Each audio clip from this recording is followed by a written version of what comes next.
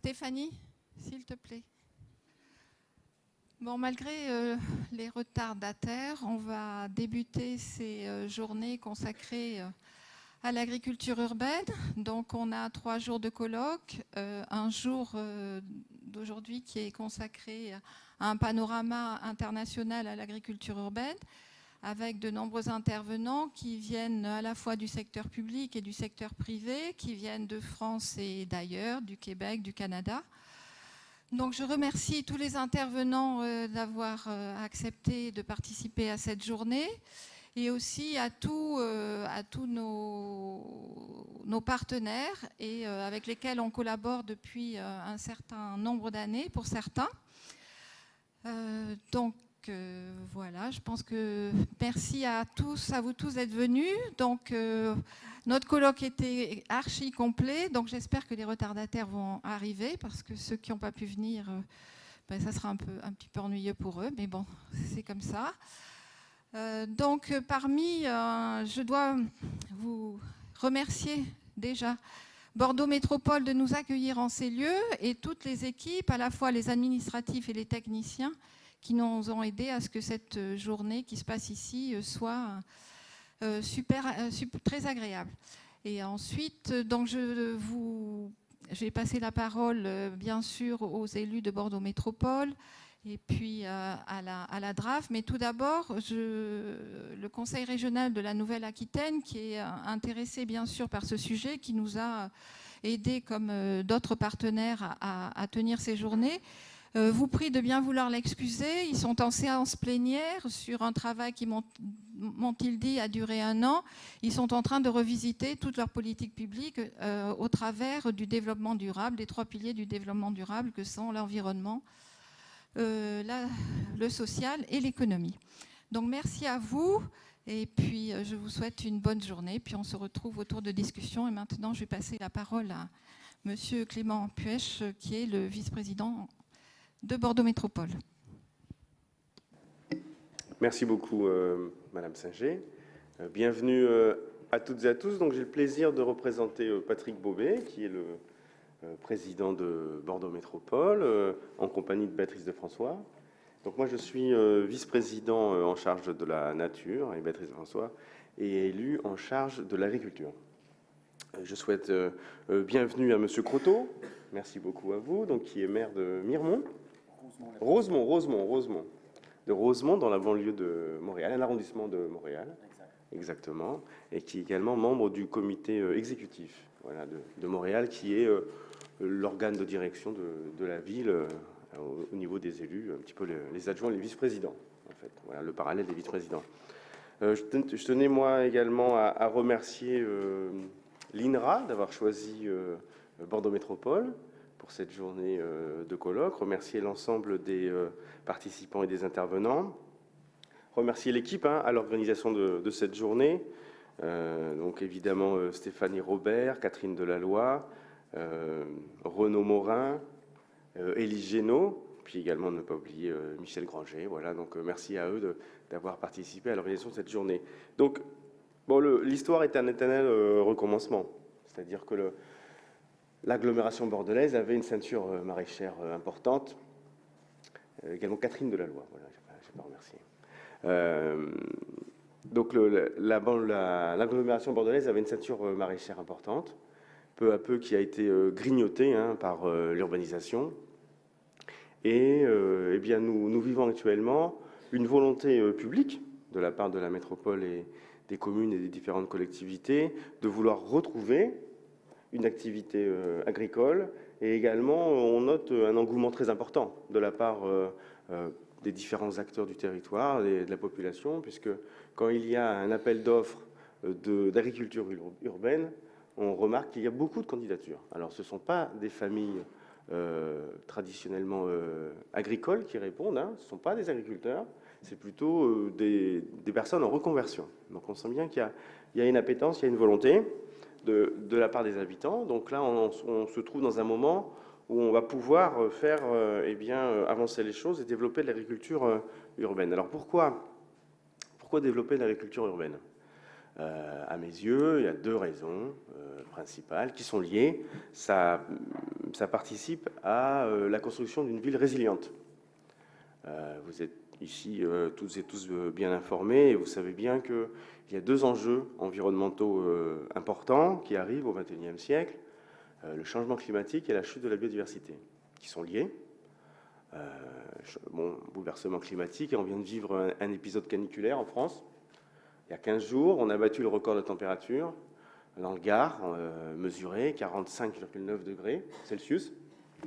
Et donc la région Aquitaine avait lancé une étude avec Jean Jouzel, qui est vice-président du GIEC, il y a quelques mois de cela, à Climatera, qui prédit qu'en Aquitaine, sur Bordeaux, en 2030, c'est-à-dire dans 11 ans, nous aurons des pics de température à 50 degrés. Donc très chaud, très chaud. Et donc notre société n'est pas prête, en tout cas la société française n'est pas prête, elle n'est pas organisée pour résister à des pics de température ponctuels en 2030 et le quotidien vraisemblablement entre mai et septembre en 2050, si on n'arrive pas à changer de trajectoire climatique. Donc ça a un impact sur la ville, hein, les îlots de chaleur par exemple. Et le risque, c'est que certains puissent vivre dans des villes climatisées et d'autres, les plus précaires d'entre nous, vont avoir beaucoup de mal, hein, parce que moi je suis maire de la ville de Bègles. Je peux vous dire que quand je discute avec les bailleurs sociaux, on discute souvent de l'entretien des ascenseurs, des tours HLM, hein, pour dire les choses clairement, aussi du chauffage, ça ne marche pas bien, ni l'un ni l'autre. Mais alors moi je suis très inquiet de la capacité des bailleurs sociaux et des habitants à bien gérer des climatisations dans des tours de 10 étages de logement social. Donc on va vivre des fractures fortes, hein, territoriales, ceux qui pourront résister et ceux qui vont souffrir de la chaleur et des îlots de chaleur. Également, chute de la biodiversité, 80% des insectes en Europe auraient disparu. Bon, je raconte toujours une histoire, je ne vais pas vous la raconter, de l'aller-retour en voiture quand j'étais jeune dans l'AGS de mon papa, Bordeaux, Marseille, on devait gratter le pare-brise parce que tellement il y avait d'insectes sur le pare-brise. Bon, maintenant, on peut faire 3 allers-retours. Il y a 2 pauvres mouches écrasées sur le pare-brise. Donc, bon, on sent bien que les insectes ne sont plus là. Plus d'insectes, plus de pollinisation. Plus de pollinisation, des vrais enjeux en termes d'agriculture et donc des vrais enjeux en termes de souveraineté alimentaire et en termes d'alimentation. Et donc, on va vivre potentiellement, si on n'arrive pas à trouver les solutions. Je suis, moi, on va dire, agnostique en la matière, c'est-à-dire que j'attends de voir. Je fais le maximum, mais je ne sais pas si on va y arriver avant de vivre une crise pour se donner les moyens après de trouver les solutions. Et donc, on va vivre des sociétés compliquées avec des crises. Et donc, je pense que l'agriculture urbaine est un moyen de créer du lien. Alors, du lien social, que ce soit des projets agricoles ou des projets de jardins partagés. Donc c'est important, un plus de solidarité, parce que société potentiellement plus difficile. Également retrouver la connaissance qu'on a perdue, globale, de la société, de qu'est-ce que c'est qu'un fruit ou un légume de saison, comment est-ce qu'on le cultive. Je pense qu'il faut développer aussi les potagers dans les jardins de tout le monde. Comment on les cultive, comment on les cuit, comment on les mange, quelles sont les recettes, évidemment en bio. Hein, et puis l'agriculture urbaine, c'est forcément local et respectueux de l'environnement, sortir de cette civilisation de la chimie. Et puis également, si on a des problèmes je vous l'ai dit, hein, de bouleversement climatique important et de chute de la biodiversité, il faut aussi que nos agglomérations soient plus résilientes et donc puissent produire pour venir approvisionner au plus près en termes d'alimentation. Parce que là, je pense que la capacité alimentaire de la métropole, alors ça dépend si on compte les déchets ou pas, mais enfin bon, ou les invendus, et on doit être à 3 jours, enfin Béatrice de François doit savoir ça mieux que moi, mais les chiffres évoluent. 7, bon, on a doublé. Donc 7 jours de capacité alimentaire, hein, de suffisance, c'est très peu. Donc il faut qu'on soit en capacité à la fois de trouver les solutions. Donc là, on voit des belles photos, hein, que ce soit en toiture ou sur les délaissés, ou alors avoir une politique volontariste telle que nous l'avons, que Béatrice de François va décrire, de retrouver une ceinture maraîchère. Sur le PLU actuel de Bordeaux Métropole, nous avons 52% de territoire qui est naturel ou agricole, et dans ces 52%, 10% agricole. Voilà. Donc ça, c'est le PLU actuel. Je pense qu'il faut qu'on soit encore plus ambitieux. Donc voilà. Donc il y a une vraie prise de conscience, on le sent bien, de la part des élus, des décideurs, des habitants, des enjeux environnementaux et également les enjeux agricoles. Voilà. Donc, je pense que le vent nous porte, donc c'est à nous de proposer, c'est à vous de proposer des solutions qui donnent envie pour qu'il y ait une vraie dynamique, un vrai mouvement collectif sur les enjeux agricoles et alimentaires. Voilà. Donc, je vous souhaite un très très bon colloque. Et encore merci aux organisateurs d'avoir accepté que Bordeaux Métropole accueille cette journée. Merci à vous.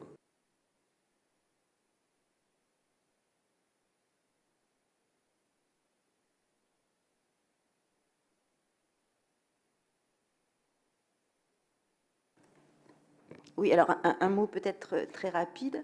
Donc le ministère de l'Agriculture est très attentif à tout ce champ d'expérimentation en matière d'agriculture urbaine. C'est vrai qu'on est plutôt l'agriculture des champs, mais on a bien conscience effectivement que cette agriculture urbaine, c'est une nouvelle forme en tout cas à explorer pour veiller à la sécurité sanitaire. On en a parlé tout à l'heure, de ces villes qui ont une démographie croissante. Elle remplit aussi tout un certain nombre de fonctions, on l'a évoqué tout à l'heure, les fonctions sociales, éducatives, mais également économiques et environnementales. C'est aussi une forme de transition écologique, et je crois que c'est ce qu'a voulu traduire le Conseil économique et social mi-juin en rendant un avis sur l'agriculture urbaine comme étant une solution pour des villes durables. Donc j'espère que lors de cette journée, dont le ministère a apporté donc, sa labellisation au patronage, permettra effectivement de voir l'ensemble des champs possibles qui s'ouvrent à nous en matière d'agriculture urbaine. Et pour ma part, je pense que c'est aussi une chance pour retrouver des relations humaines apaisées entre des cohabitations de différents usages. Et ça, c'est, je pense, très, très important aujourd'hui. Voilà. Merci Valérie. Merci. Madame de François. Oui, bonjour et merci effectivement d'avoir organisé ce colloque qui paraît très important dans l'échange des bonnes pratiques en fonction des lieux géographiques où nous nous retrouvons. L'agriculture urbaine de la Bordeaux Métropole, c'est un vaste projet qui est porté depuis plusieurs années. Et dans ma délégation, non seulement il y a l'agriculture urbaine, mais il y a aussi la valorisation des circuits courts. Parce qu'il me semble que l'un ne va pas sans l'autre. Faire une agriculture urbaine et ne pas s'auto-alimenter, comme le disait Clément Rossignol tout à l'heure, puisque nous sommes en insuffisance alimentaire, ce n'est pas compatible. Donc il faut que les deux marchent ensemble. Le diagnostic partagé qui a été fait par la métropole et tous nos partenaires montre qu'aujourd'hui, sur notre secteur, les agriculteurs sont âgés de plus de 50 ans et qu'il y a très peu de surface utile, puisqu'il n'y a que 6 585 hectares qui sont en agriculture. Alors l'agriculture, c'est le maraîchage, c'est aussi tout ce qui est ovin, bovin. Nous avons beaucoup de viticulture. Vous savez que la région bordelaise est riche de sa viticulture aussi. Et nous avons des espaces forestiers que l'on oublie souvent en agriculture. Alors la métropole s'est fixé 5 enjeux pour développer son agriculture. Le plus évident, effectivement, c'est l'enjeu nourricier. Un enjeu nourricier, mais aussi avec une qualité et une sécurité alimentaire. Il y a bien sûr un enjeu économique, puisque l'agriculture, c'est un enjeu économique. On le prend souvent, on le compare souvent au secteur de l'automobile. Il rapporte même plus que rapporte entre guillemets, plus que l'automobile. Donc c'est vraiment un enjeu économique. Et il faut que les agriculteurs puissent vivre de leur production, parce que ce n'est pas pensable autrement. Il y a un enjeu environnemental, il faut le redire aussi, puisque la biodiversité est là, et puis avoir des espaces naturels, c'est aussi important, et surtout cultiver de plus en plus dans le bio. Et bien sûr, il y a aussi, qui rejoint un petit peu le côté économique, c'est l'innovation, puisqu'il faut innover pour trouver d'autres pratiques et voir comment on peut avancer en fonction justement du changement climatique et d'autres données particulières. Alors pour cela, la métropole s'est fixé des orientations stratégiques, bien sûr. Il faut que l'on soutienne d'abord la production agricole et qu'on facilite les conditions d'exploitation. Ça a été fait au travers du PLU, le plan local d'urbanisme, où nous avons vraiment repéré sur ces zonages des zones qui doivent rester agricoles, naturelles. Il ne faut pas y toucher, même si la métropole bordelaise et Bordeaux sont victimes, je dis bien le mot victime, d'une forte pression foncière. Et effectivement, les agriculteurs un peu âgés, on peut les comprendre, ont plus envie de vendre leurs terres agricoles pour construire que de vendre au prix des terres agricoles, qui n'est pas du tout le même revenu à la vente. Il y a aussi un grand secteur de notre métropole qui est en zone rouge du plan inondation, le PPRI. Alors c'est à la fois un bien parce que ces terres ne peuvent pas être constructibles. D'un autre côté, c'est aussi une contrainte parce que nos agriculteurs ont beaucoup de mal. Les services de l'État, et on peut les comprendre aussi, ne souhaitent pas que les agriculteurs construisent leur maison d'habitation, alors qu'on sait pertinemment que quand on est agriculteur, notamment quand on a des bêtes ou même quand on est maraîcher, s'il y a un aléa qui arrive avec un orage ou autre, il faut être sur place pour de suite protéger sa production. Il faut aussi, dans les objectifs, renforcer le lien agriculture-nature en s'adaptant au changement climatique. C'est là aussi rentre en jeu l'innovation. Qu'allons-nous cultiver? Comment allons-nous cultiver? Est-ce qu'il faut aller vers la permaculture? Est-ce qu'il faut inventer autre chose? Et l'INRA est là aussi pour nous aider dans ces démarches. Il faut qu'on renforce nos structures de systèmes de production agricole. Il faut qu'on organise les réseaux d'acteurs. C'est pour ça que la métropole travaille aussi avec beaucoup de partenaires. Alors, je vais en oublier, mais il y a la Chambre d'agriculture, il y a la SAFER, il y a voilà, les principaux. Il y a beaucoup d'associations aussi qui nous aident. Et le but final aussi de tout ça, c'est valoriser toute cette production locale de qualité. Parce qu'autrement, ce n'est pas la peine de produire mieux, de produire davantage, de produire bien, si on n'arrive pas à valoriser et avoir des circuits courts. Et il faut vraiment que tout soit intégré dans le projet métropolitain en tant qu'agriculture et non pas en tant que jardin des urbains. Parce que l'agriculture, ce n'est pas le jardin des urbains. L'agriculture, il y a des paysans, et c'est un mot noble, paysans qui en vivent. Et il faut que l'urbain prenne l'habitude d'aller acheter et voir comment ça se passe et prenne conscience aussi des difficultés des agriculteurs. Parce qu'aujourd'hui, Clément parlait tout à l'heure de la chaleur. Il y a la chaleur, il y a des vignes qui ont cramé. Il peut y avoir de la grêle, c'est des productions il n'y en a plus. Comment vivre? Et ça, cette notion-là, je pense que beaucoup de personnes ne l'ont pas. Donc la métropole mobilise des moyens financiers pour aider les agriculteurs, des moyens aussi pour la formation. On a fait des partenariats, j'ai oublié le département avec un PEAMP, c'est une protection des espaces naturels pour le maraîchage. Donc il y a beaucoup de pistes que nous sommes en train de travailler. Ça a été bien sûr adopté en conseil de métropole. Et il y a aussi en cours un observatoire de la nature agriculture qui permet de suivre toutes nos actions, puisque les actions menées, il faut les suivre si on veut vraiment qu'elles aient une valeur et que ça soit pérenne. Et nous avons aussi ponctuellement des aides aux agriculteurs qui veulent s'installer. Nous avons aussi de la formation avec le lycée agricole, entre autres, beaucoup d'actions dans ce sens-là. Donc ce qui est intéressant, c'est que nous allons tous échanger pendant ces 3 jours sur toutes ces pratiques, des pratiques nouvelles, des pratiques que chacun n'a pas forcément dans sa ville, dans son pays. Et je suis ravie de donner la parole à monsieur, je ne sais plus votre nom, maire de l'arrondissement de Montréal, excusez-moi, monsieur Croteau, maire de l'arrondissement de Montréal, qui va nous expliquer ce qui se passe chez lui.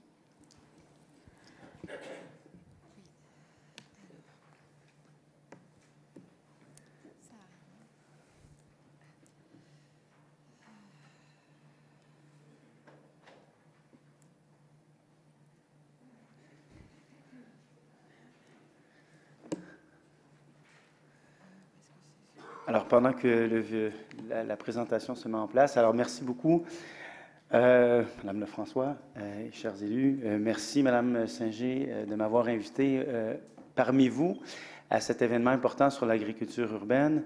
C'est ma première visite à Bordeaux, alors je suis vraiment très heureux d'être avec vous aujourd'hui et de participer à cette réflexion sur les enjeux de l'agriculture urbaine à une période quand même assez importante et névralgique, je dirais, de l'humanité. Et la mise en contexte qui a été faite plus tôt, ma foi, elle est conforme à ce qu'on vit aussi à Montréal. Il n'y a pas vraiment de différence sur les enjeux climatiques et environnementaux. Nous avons en ce moment à Montréal les mêmes températures que vous, peu importe ce qu'on peut dire de Montréal. L'hiver est peut-être froid, mais l'été est aussi chaud que le sud de la France.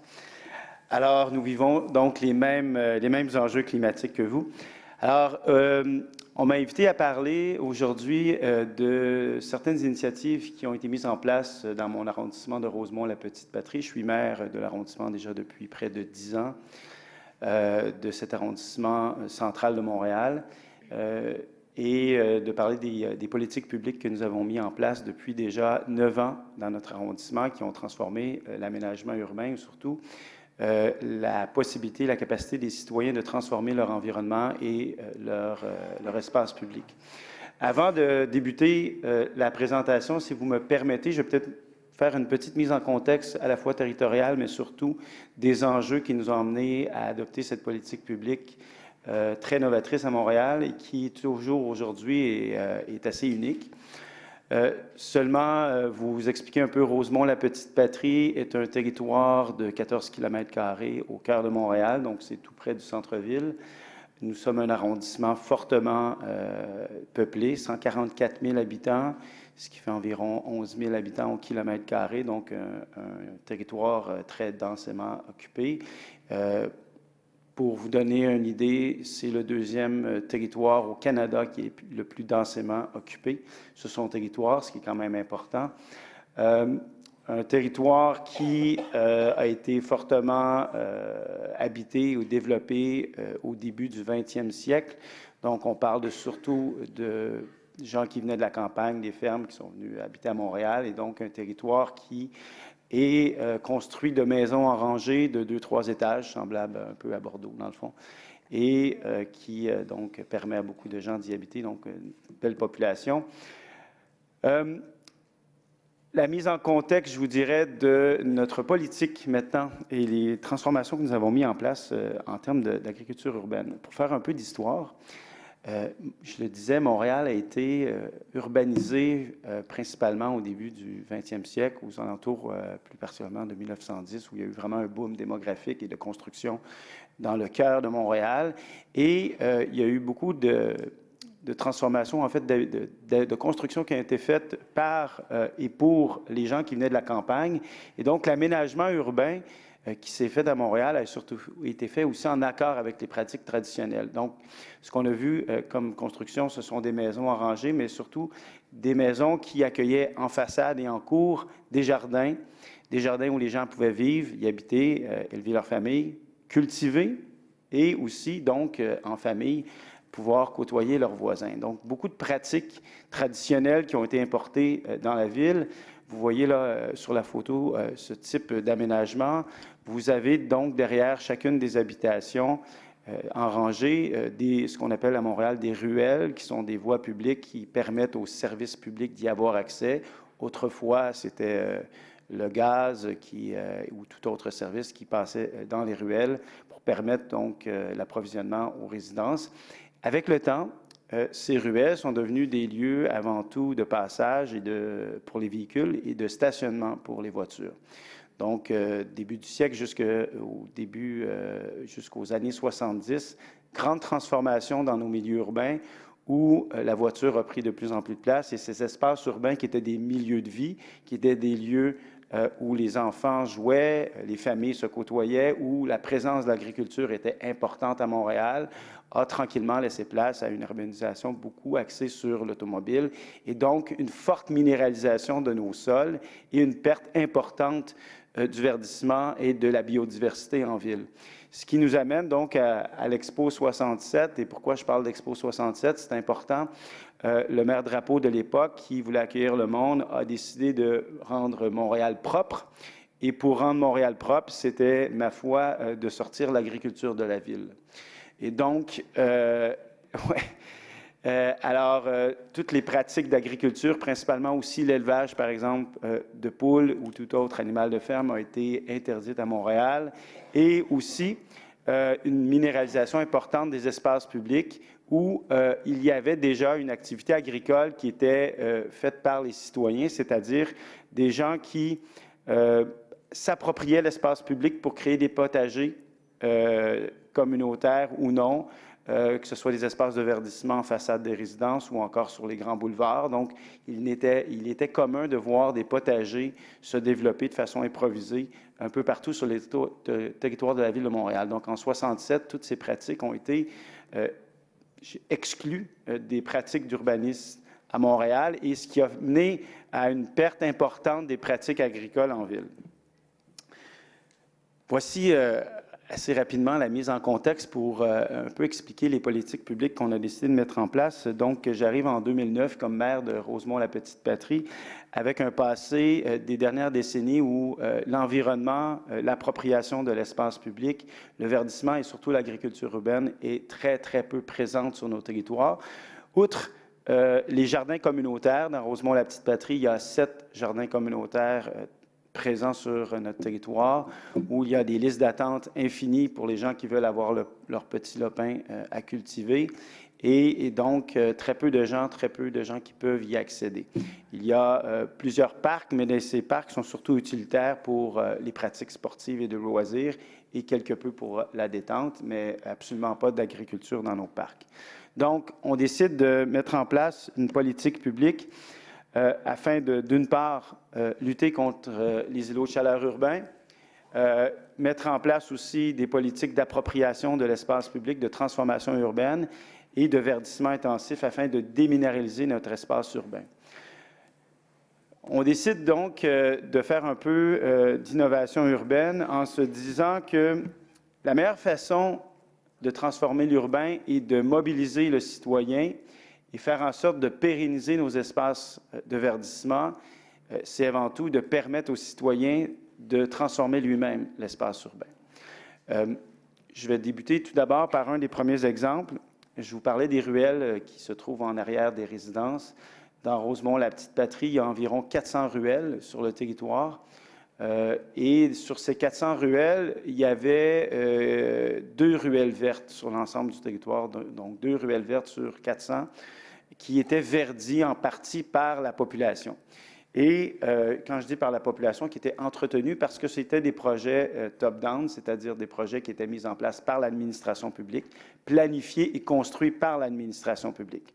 Et donc, on se rendait compte qu'avec le temps, lorsque ces projets étaient mis en place par l'administration, si les citoyens ne se sentaient pas concernés ou n'avaient pas non plus d'envie de s'approprier l'espace, tranquillement, les espaces de verdissement étaient délaissés et devenaient des espaces en friche et très peu agréables et même voire abandonnés. Alors, ce qu'on a décidé de tester et qui était plutôt unique, c'était de permettre aux citoyens de transformer eux-mêmes l'espace urbain. Et comment? C'est-à-dire en fracassant eux-mêmes le béton, l'asphalte, en l'enlevant et en verdissant eux-mêmes l'espace public. Quand je dis ça comme ça a l'air simple, mais ce ne l'est pas du tout, et surtout auprès de notre administration publique, c'est-à-dire comment convaincre à la fois les élus et les fonctionnaires de permettre aux citoyens de démolir du béton et de l'asphalte sur l'espace public sans demander la permission, ou presque, et de pouvoir l'aménager et l'entretenir eux-mêmes. Donc, on parle ici quand même d'un changement culturel important et un changement organisationnel majeur auprès d'une administration qui a l'habitude de penser que l'espace public est une propriété de la municipalité. Alors, d'où le concept d'espace public. L'espace public est aux citoyens et pas à l'administration. Et juste de mentionner cet élément amène une réflexion importante sur notre relation comme administrateur à l'espace public versus le citoyen et l'espace public. Et donc, on a décidé de faire des premiers projets de ruelles vertes qui ont été un succès. Les premières ruelles qui ont été aménagées par les citoyens ont été inspirants et ont permis de développer une vision du territoire qui est très différente, c'est-à-dire le citoyen qui devient, ma foi, urbaniste, propriétaire de son espace et quelqu'un qui permet de juste revenir un peu sur elle s'est changée toute seule. Je vais changer moi-même la slide. On est passé donc au bout de 8 ans de 2 ruelles vertes à 130 ruelles vertes aménagées sur le territoire. Vous avez sur les photos des projets. Celui en haut, c'est un avant-après. Donc, entièrement aménagé par les citoyens et entretenu par les citoyens. Et les autres, vous voyez, c'était des voies d'accès automobile autrefois et qui sont maintenant fermées à l'automobile et qui sont maintenant des lieux de potager et de verdissement et, vous voyez des enfants, des lieux de jeu aussi pour les enfants. Donc maintenant, ce sont devenus des lieux de proximité, des milieux de vie où on peut reprendre possession de notre espace public par le biais de l'agriculture. Et c'est important de le mentionner, cette pratique est absolument fondamentale. Au départ, nous avons favorisé le verdissement et tranquillement, plutôt que de planter seulement des vivaces, les gens se sont dit qu'il était peut-être plus agréable, plus beau et plus utile de planter des légumes. Et donc, l'intérêt de transformer l'espace urbain par du comestible est devenu vraiment important. Donc, les ruelles vertes sont devenues un peu le canalisateur de notre transformation urbaine, ce qui nous a amené à penser à des pratiques urbanistiques plus innovantes et aller un peu plus loin avec ce franc succès d'appropriation de l'espace public, surtout que l'administration publique s'est rendue compte rapidement qu'il y avait beaucoup plus de bienfaits que des désavantages de laisser l'espace public aménagé par les citoyens. Tout d'abord, une question de coût. Vous imaginez l'investissement public nécessaire à cet aménagement. Cette fois-ci, c'est pris en charge par le citoyen. Là, ces projets que vous voyez, c'est un investissement minimum de 10 000 $ par ruelle seulement par l'administration publique, qui autrefois, ce type de projet fait par l'administration publique, on parlait d'environ 100 000 $. Donc, vous voyez déjà au départ l'économie extraordinaire. Ensuite, la diminution des méfaits et aussi des nuisances urbaines. En occupant l'espace public, en le verdissant, en le rendant plus beau, ça réduit d'autant plus les nuisances urbaines. Donc, les gens qui avaient l'habitude de flâner, faire des graffitis, déposer les déchets à tout moment, on réduit beaucoup ces nuisances et donc, encore une fois, des économies importantes pour l'administration en termes d'entretien public.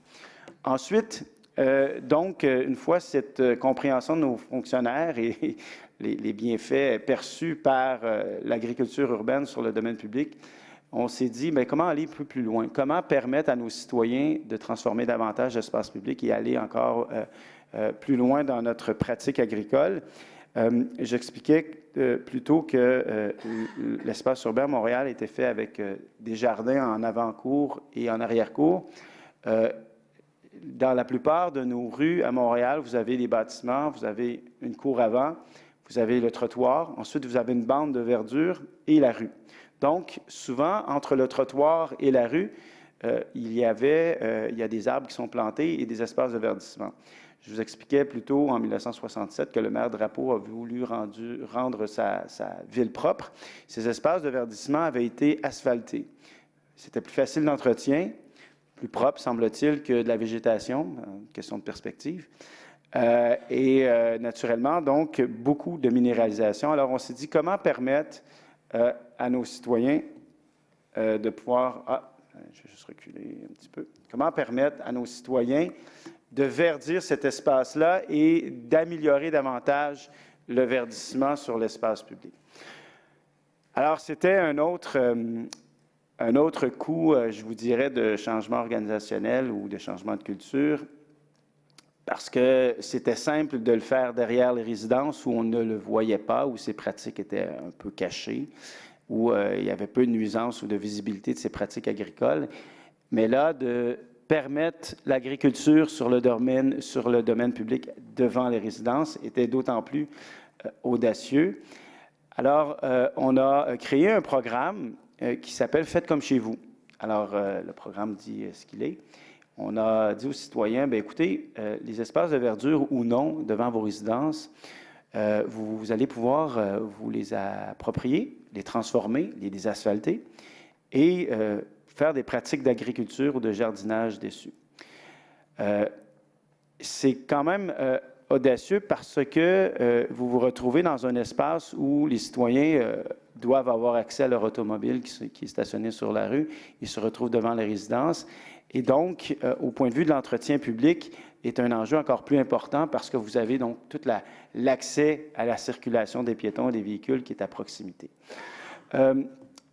Juste pour mettre un contexte, on a décidé de créer ce programme Faites comme chez vous il y a environ 5 ans. À une journée près, nous l'avons annoncé à une journée près de la maire de Paris, Anne Hidalgo, qui avait annoncé aussi un tel programme. La différence entre les deux, c'est que nous avons dit à nos citoyens qu'il n'y avait pas besoin de permission pour le faire. À Paris, on demande un permis. Quand je vous parle de changement culturel et de culture sur, en fait, notre lien avec la propriété de l'espace public, c'est quand même important parce que ce lien à la propriété publique est majeur sur notre capacité à lâcher prise, sur ce que les citoyens peuvent faire et avoir confiance aux citoyens à peut-être être plus visionnaires sur l'aménagement du territoire. Alors, ce que nous permettons sur le territoire, c'est carrément de créer des potagers, d'avoir une pratique libre d'agriculture avec aucun encadrement et surtout de pouvoir côtoyer ses voisins, pas seulement derrière, mais devant la résidence. Au départ, nous avions, pour le 375e anniversaire de la Ville de Montréal, nous avions un défi, c'était en fait, on voulait se donner comme défi d'avoir 375 ou 350 potagers en fait. Il y en a actuellement 689 jardins qui sont créés face aux résidences sur le domaine public. Donc, carrément, et sans permis. Donc, vous vous retrouvez avec des jardins qui sont créés devant les résidences sur la rue et entretenus par les citoyens.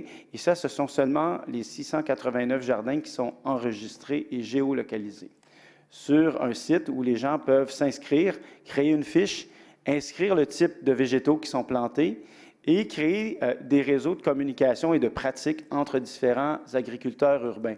C'est important parce que ce que nous voulions atteindre comme objectif aussi, c'était d'améliorer la pratique en agriculture urbaine.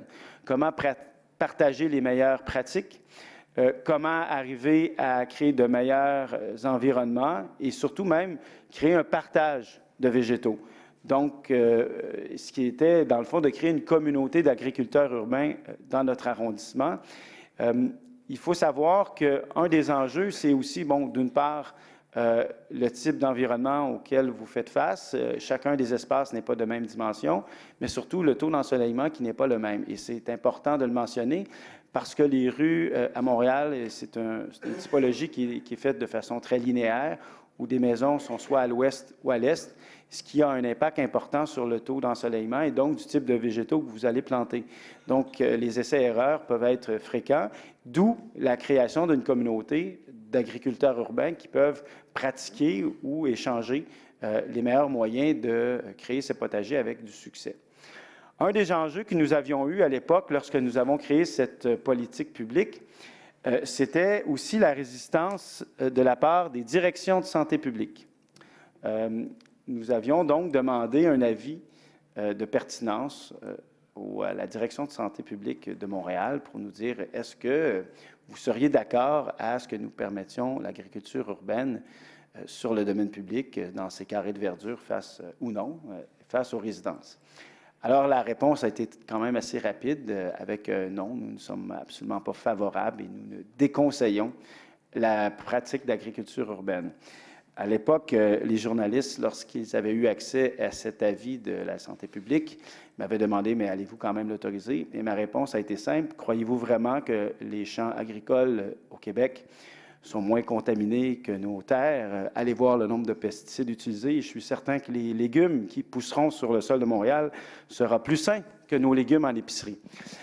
Et ça a été quand même vérifié, et je ne mentionnerai pas ici d'études, mais j'ai certains collègues qui ont fait justement des tests qui démontrent en effet que les légumes, en fait, plus particulièrement les fruits qui peuvent pousser dans certains arbustes sont probablement moins contaminés que les fruits en épicerie. il y a par contre certaines consignes, et c'est une des précautions que nous avons décidé de mettre en place, c'est certaines pratiques ou certains conseils de type de plantation, c'est-à-dire certains légumes, par exemple les légumes racines, sont fortement déconseillés pour justement s'assurer que si jamais il y avait une contamination des sols, que les légumes plantés soient moins à risque de contamination. Et donc, certains types de légumes qui sont, je dirais, conseillés. Ce qui a permis donc également à l'arrondissement de prendre conscience davantage des possibilités d'aménagement urbain et dans ces pratiques même, c'est-à-dire lorsque nous aménageons des parcs ou des nouveaux espaces publics, comment introduire d'autres types de végétaux que les vivaces. Et donc, il y a une réflexion également au sein de notre administration sur la réintroduction du comestible comme élément de verdissement sur l'espace public, qui est souvent beaucoup plus agréable. Un autre des enjeux qui nous avait été mentionné, comment protéger ces potagers sur le domaine public? Est-ce qu'ils seront vandalisés? Est-ce que les gens vont voler les légumes? Est-ce que tout ça sera protégé? Et force est de constater qu'après plusieurs années, les gens respectent davantage ces jardins créés par les citoyens que lorsque c'est créé par l'administration publique. Je ne sais pas si les gens ont plus de respect de leurs voisins que nos politiques, peut-être.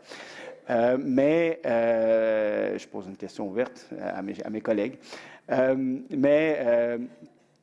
se rend compte que les gens, ils voient de la beauté et de l'amélioration de leur cadre urbain et sont davantage dans la contemplation que dans l'envie de détériorer ce qui a été créé par leurs voisins. Certaines personnes vont naturellement parfois cueillir, mais les gens sont davantage gênés de venir détruire ce qui a été créé par quelqu'un d'autre. Ils sont donc dans la contemplation plutôt que d'autres, et les gens plantent beaucoup. On a même déjà vu un mini champ de maïs planté carrément avec une trentaine de maïs qui avaient poussé carrément sur l'espace urbain. Et donc, on retrouve même des tomates, des fèves, des fines herbes, des tournesols, à peu près n'importe quoi sur le domaine public. C'est vraiment extraordinaire. Alors, ce qui nous a amené également à pousser un peu plus loin, je suppose que mon temps commence à avancer. 10 minutes, parfait. À réfléchir à pousser notre expérimentation encore un peu plus loin. Je parlais tantôt des espaces publics et dans Rosemont-la-Petite-Patrie, vous êtes environ partout sur le territoire, chaque citoyen est environ à 350 mètres d'un parc, ce qui est quand même important. Il y a beaucoup de parcs dans notre arrondissement. Et comme je l'expliquais, c'est surtout des parcs qui servent à la détente ou aux pratiques sportives, donc terrain de baseball, de foot, ou soccer, comme on dit chez nous, football américain et tout autre type d'activité sportive, où on retrouve souvent des grands espaces de pelouse, de gazon, qui servent à rien, sauf peut-être des personnes qui ont envie de se faire bronzer, et ou des enfants qui courent. Mais très peu d'espaces collectifs de pratiques agricoles, en fait, pas du tout. Très peu de plantations d'arbres dans beaucoup de nos parcs, donc peu d'endroits de fraîcheur. Et quand on parlait de lutte aux îlots de chaleur, c'est quand même un élément important.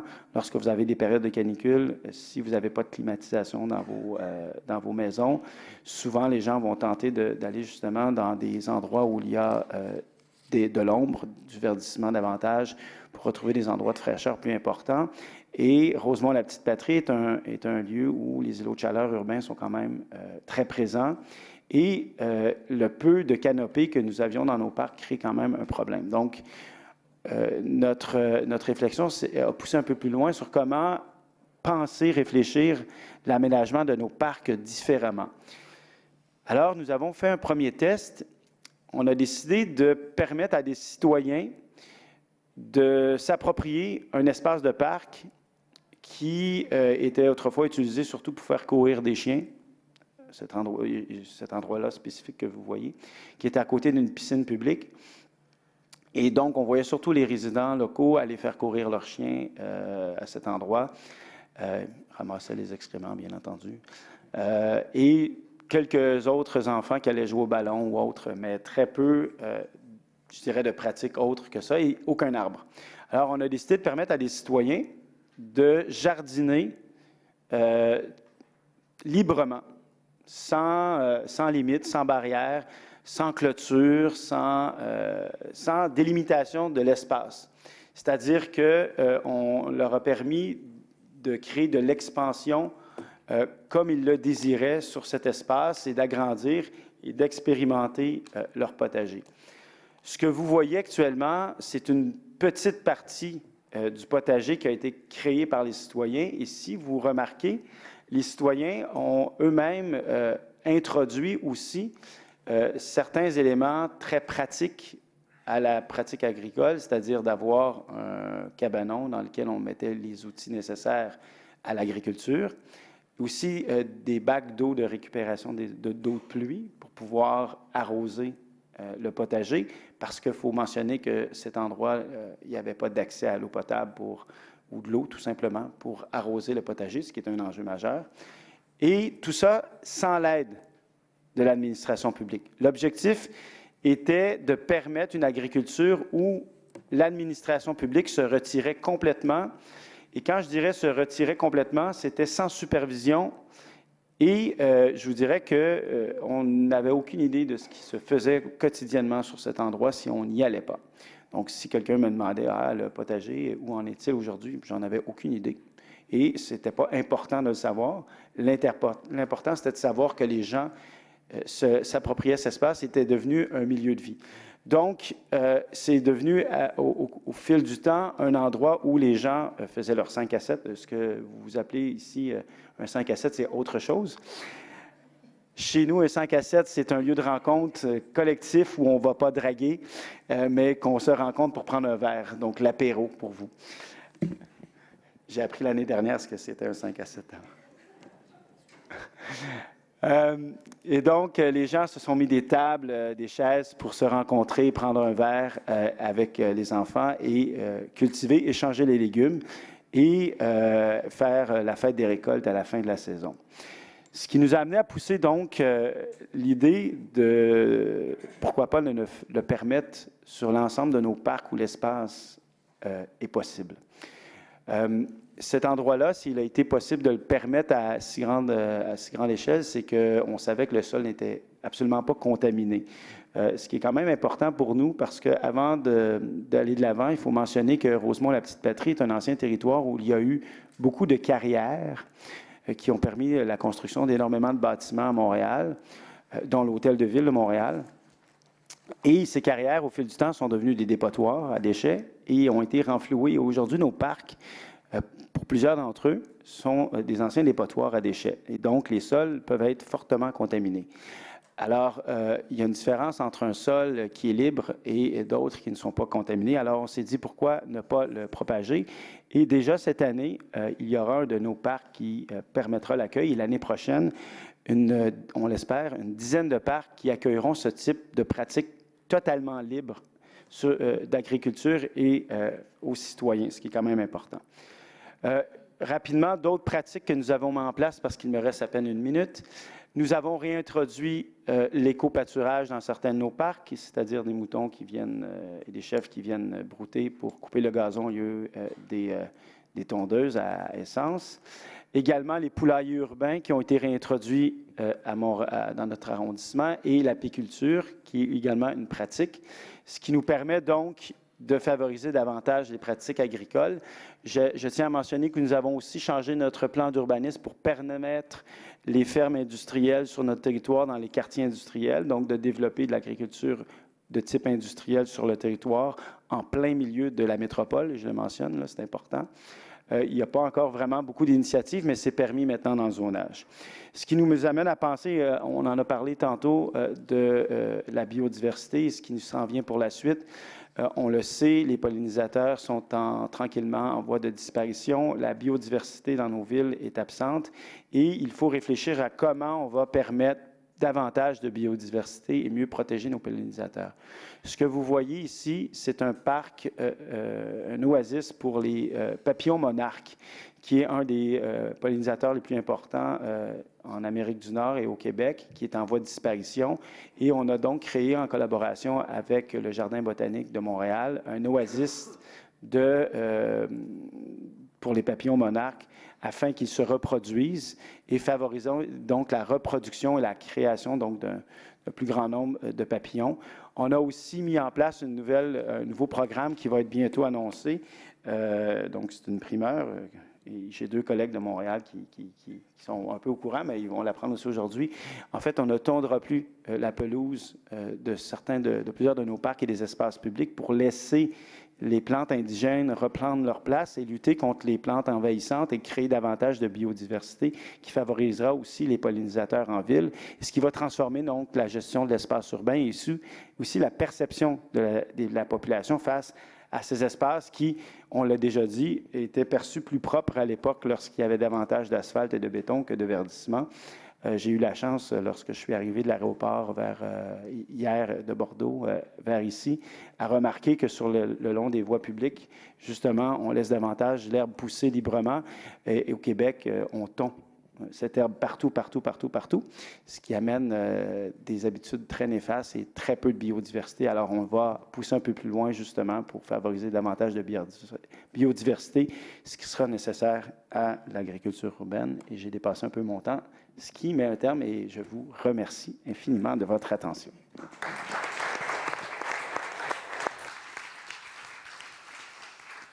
Donc, merci beaucoup François de votre présentation. Je vous ai écouté à Montréal l'année dernière, c'est comme ça qu'aujourd'hui vous êtes à Bordeaux. Merci encore. On va se donner 2 minutes pour des questions à la salle. Alors pour des questions pratiques, si vous souhaitez poser une question, vous levez la main et puis vous appuyez sur votre bouton rouge à côté du micro. Donc, qui souhaite poser une question à Monsieur Croteau ou aux élus de métropole?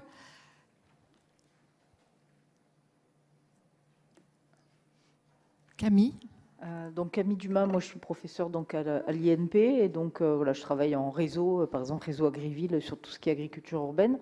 Donc je vous remercie, moi j'ai trouvé très intéressant, puis c'est vrai que les retours, enfin les échanges, c'est ça qui nous permet aussi d'avancer. J'avais un peu la question, c'est toujours un peu le côté indicateur en fait de réussite entre guillemets. Donc par rapport à des aspects de santé, alors parce qu'après on peut se poser aussi des questions de limites, de peut-être parasites, etc. Mais bon, en tout cas, voilà, la première question c'est plus sur ce côté d'indicateur de réussite. Est-ce qu'il y a des chiffres sur meilleure santé physique, mentale, voilà, parce que moins de problèmes cardiaques ou des choses comme ça. Voilà. Appuyez sur le bouton. Désolé. Très, très bonne question. On n'a pas encore mis en place de processus d'évaluation, le avant ou après. On réfléchit sérieusement à le mettre en place et de s'associer avec des chercheurs pour regarder davantage et en termes de santé publique, mais aussi en termes de développement social. On se rend compte que ces pratiques-là favorisent beaucoup je dirais les personnes, en fait, de sortir les personnes de l'isolement, certains aînés ou des personnes plus démunies qui parfois s'isolent. Et donc, le fait d'ouvrir l'espace public et de créer des lieux de rassemblement permet de démocratiser l'espace public et d'amener. Donc, il y a certainement des bienfaits au terme de santé publique et du développement social. Pour nous, c'est très, très difficile de l'évaluer actuellement. Par contre, ce qu'on a remarqué comme indicateur de succès, c'est qu'aujourd'hui, lorsque les agents immobiliers mettent en vente des résidences, indiquent que c'est adjacent à une ruelle verte et à des potagers. Donc, vous voyez qu'il y a déjà quelque chose qui se produit davantage. Donc, il y a un avantage comparatif, même au sein du capitalisme, de créer de l'agriculture urbaine. Donc. Tout à fait, mais en France, c'est pareil, il y a vraiment ce côté de... Bon, moi, je suis enseignante, hein, donc le côté valoriser les quartiers, etc., je pense que ça valorise vraiment les gens et que ça peut même être des répercussions sur des réussites scolaires ou des choses comme ça. Mais bon, après, voilà, il faudrait le mesurer. OK, merci beaucoup. Merci. Petite mention, c'est que les municipalités au Québec, contrairement en France, n'ont pas les pouvoirs au point de vue du système d'éducation, de santé et autres.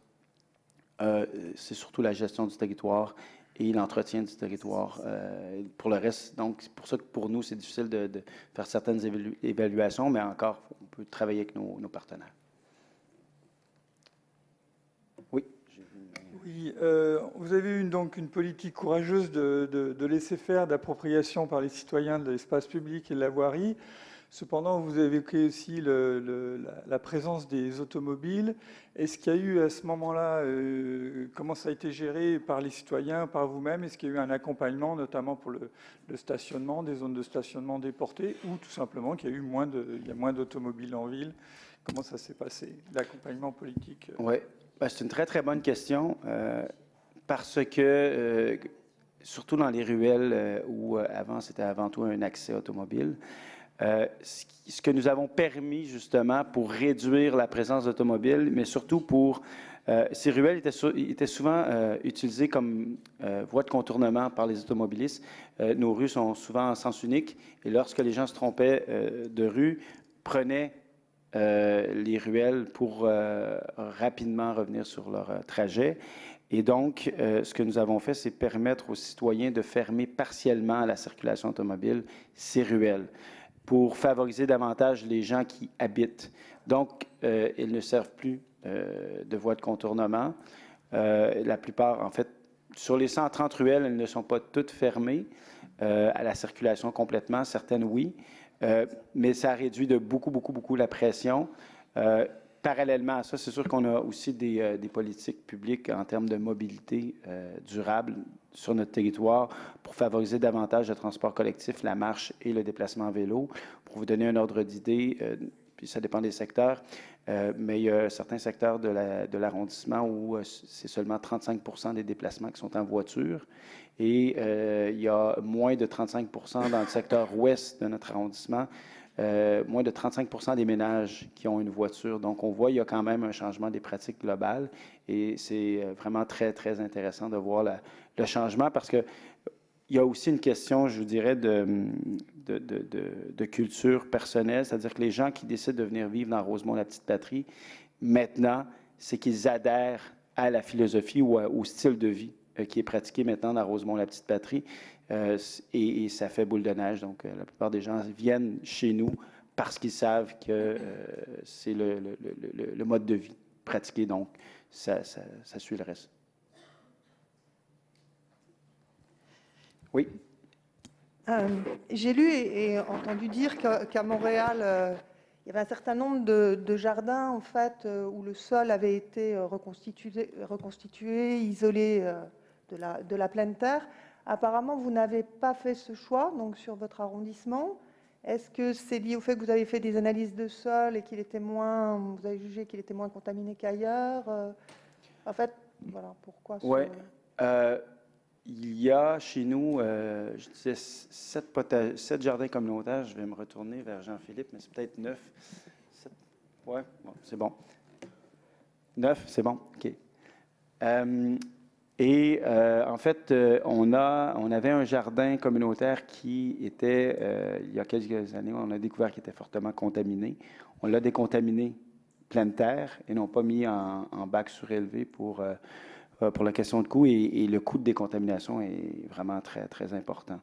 Alors, on a cessé ces pratiques parce que la pression sur les finances publiques était trop importante. Alors maintenant, lorsqu'on découvre des contaminants, on le permet en rehaussement de sol. Entre autres, un de nos jardins communautaires où on a découvert une partie qui était contaminée, malheureusement, où il y avait déjà près de 20 ans, où il y avait de la pratique qui avait été faite. Donc, contaminé à certains, même jusqu'au plomb. Donc, malheureusement, on l'a découvert sur le tard. Là, on a surélevé justement le sol pour qu'on continue l'agriculture urbaine dans ce jardin communautaire. Pour ce qui est de nos parcs, ce que nous allons faire, si on découvre des contaminants, c'est surélever le sol du parc en créant des buttes pour pouvoir faire de l'agriculture. Sinon, on va cibler surtout les parcs où on sait qu'il n'y avait pas d'anciens dépotoirs, pour maximiser nos chances de trouver des sols non contaminés. Je dirais que mon intuition me dit que la plupart des parcs qu'on a ciblés risquent d'avoir un sol de bonne qualité pour pratiquer l'agriculture urbaine. Donc, on fait une analyse actuellement cet automne sur un de ces parcs et dès le printemps prochain, le premier va être en œuvre sur une très grande superficie quand même. C'est vraiment intéressant parce que là, on crée vraiment beaucoup de mètres carrés libre Et c'est important quand je dis libre parce que les jardins communautaires sont clôturés, encadrés avec une association, une liste d'attente. Là, il n'y a pas de liste d'attente, pas de clôture. C'est vous arrivez, vous creusez et vous faites du jardinage. Merci. Donc, vous allez pouvoir, je pense, discuter avec François-William Grotto tout à l'heure à l'heure du déjeuner.